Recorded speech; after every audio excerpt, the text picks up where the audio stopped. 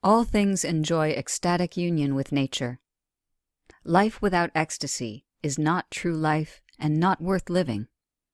Without ecstasy, the soul becomes shriveled and perverted, the mind becomes corrupt, and the body suffers pain. Ecstatic union with nature is necessary for normal health. It is necessary for survival, and to think that plants are mere dumb creatures that do not know ecstasy is ignorance or tragic, arrogant folly.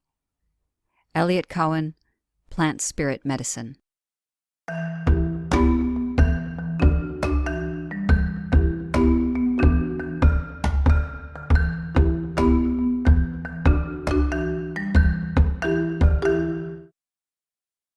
Welcome to Self-Talk. I'm Rachel Astarte. In this episode, I'd like to make an addendum to the last episode of the podcast, Your Wild and Precious Life. In particular, the part about plant medicine and drugs. This is especially timely as the New York State Senate, Assembly, and the Governor's Office are negotiating the legalization of marijuana as I record this. This is happening right now. In the last episode, I said that all drugs are not equal. Well, let me just play the clip. So let's talk about drugs just for a second. Not all drugs are equal. Alcohol, for example, it's natural, but it doesn't take you up and out. It takes you down and under. And that may be okay for some people, but it's not getting you along the path. What we're talking about here is the path to becoming your highest self. So there are many ways to get there. Now let me explain what I mean by drugs and plant medicine. If we're talking about ways to connect to our highest self, consciousness-altering tools can be used recreationally or as tools of self-discovery. When they are used recreationally, they are typically used to take pressure off or even avoid or numb our lives. Let's look at an easy crossover. Alcohol. Alcohol is a depressant. We know it as a social lubricant, right? A way to drop or depress our inhibitions and connect more deeply to those around us. It sounds like a great idea. But, of course, there are pitfalls with that method, as anyone who's had a nasty hangover knows. But that same drug can also be used as sacred medicine to elevate us.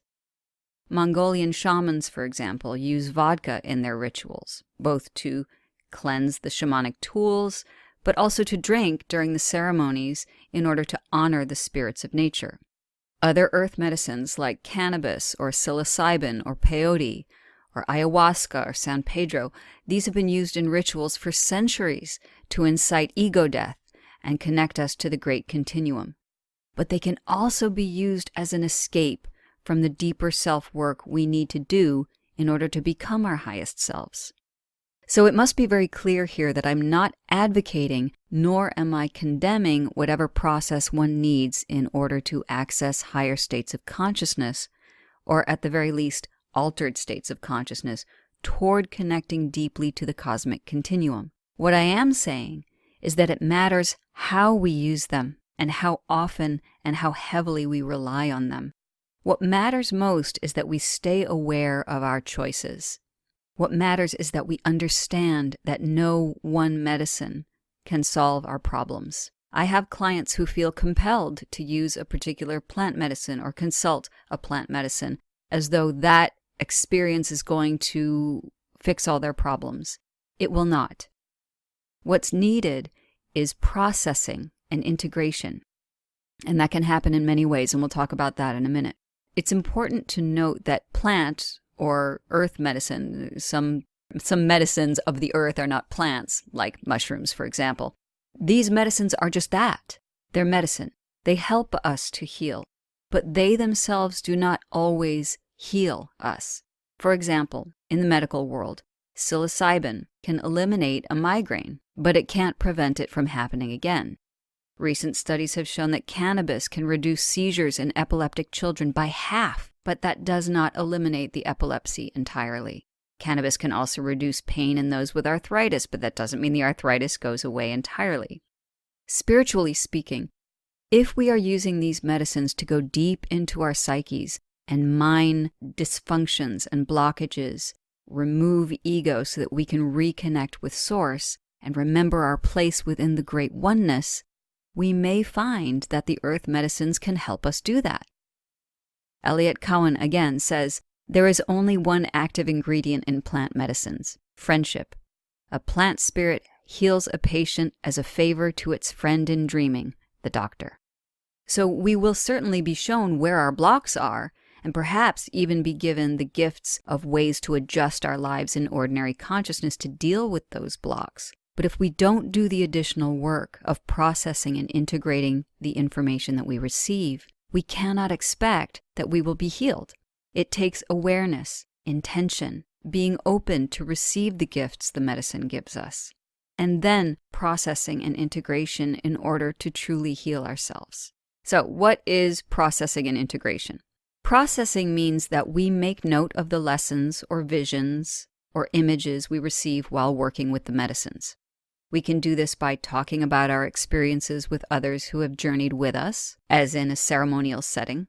We can speak with a trained guide, a curandero, or a shamanic practitioner or a therapist who is familiar with the workings of the medicine. Sometimes what the medicine gives us is scary and confusing, so it's important that we do this. As Aldous Huxley said, the man who comes back through the door in the wall will never be quite the same as the man who went out. He will be wiser, but less sure, happier, but less satisfied, humbler in acknowledging his ignorance, yet better equipped to understand the relationship of words to things, of systematic reasoning to the unfathomable mystery which he tries forever vainly to comprehend.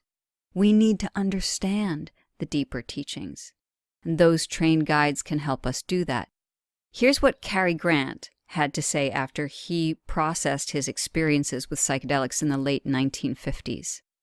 I have been born again. I have been through a psychiatric experience which has completely changed me. I was horrendous.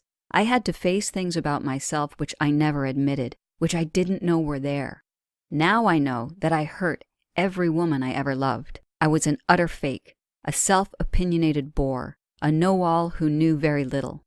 I found I was hiding behind all kinds of defenses, hypocrisies, and vanities. I had to get rid of them layer by layer. The moment when your conscious meets your subconscious is a hell of a wrench.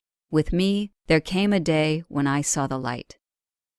Now, he would not be able to do this on his own. He needed, as he said, that psychiatric experience. He needed to be able to process what he came back with from those journeys. Otherwise, you can stay in a state of terror. So what else can we do to process? We can write in our journals. We can sketch or draw what we've seen. All these acts are offerings of gratitude. It means we took the gifts with a sense of reverence and honor. Integration means working those findings into our daily lives. Whatever our intentions were, to move past trauma, or understand ourselves more deeply, or to remind ourselves of our interconnectedness with everything around us, we take the gifts we received on our journey and apply them to how we live from that point on. That takes practice, of course, but that's part of being on the path, is practicing those lessons. Even the act of integration is one of gratitude. We make an offering by living the gifts, by incorporating the lessons we receive. Honestly, I hope that marijuana is legalized in New York State. Across the globe, in fact.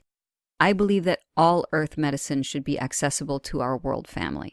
That's why it's here in the first place, and it's time for us to begin speaking with it again. And if medicines like marijuana or psilocybin are legalized, my hope is that we will use those sacred tools as they are meant to be used, toward healing, not toward checking out further from our holy lives. It's time for us to elevate, to become our highest selves. As I mentioned in the last episode, how we get there is up to us. Whatever your calling is, that's where you should go. Stay on the path. We need you to come home to your true self and to share that true self with us, your family.